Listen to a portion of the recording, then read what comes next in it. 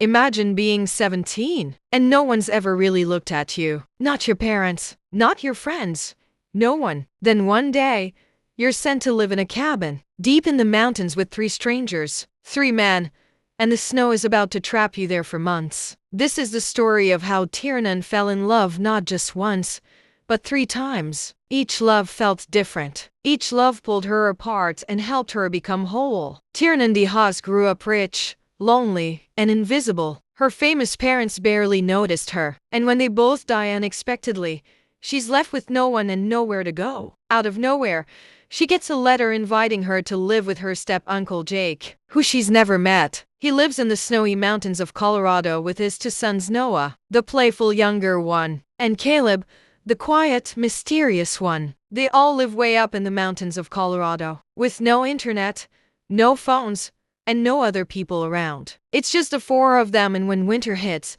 they get snowed in for months. At first, Tiernan is just trying to survive, but soon, she starts to feel things she's never felt before: connection, desire, even a sense of belonging. Things get complicated, hearts get involved, and what started as survival becomes something much deeper. Jake is older, tough, protective.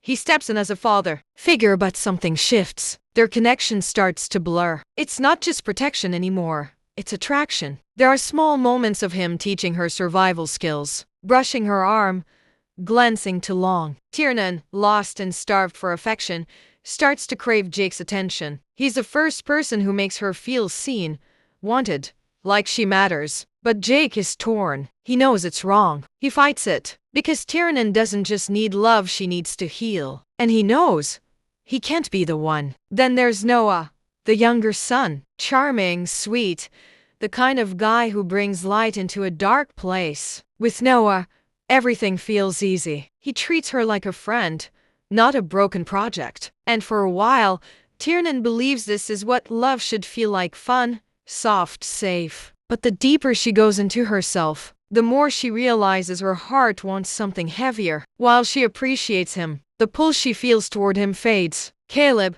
the quiet one, the one who barely speaks but says everything without words. He's rough around the edges, wild even. At first, Tiernan is confused by his coldness, but it quickly turns to fascination. Kaleb sees Tiernan's pain because he carries his own, and their silence becomes something sacred, a language only they understand. Their connection is the most intense, built on trust, raw emotion, and shared brokenness. Tiernan realizes Kaleb isn't just a man. She desires he's the one who matches her soul. He doesn't make her feel like she's being fixed. He makes her feel like she's finally allowed to fall apart.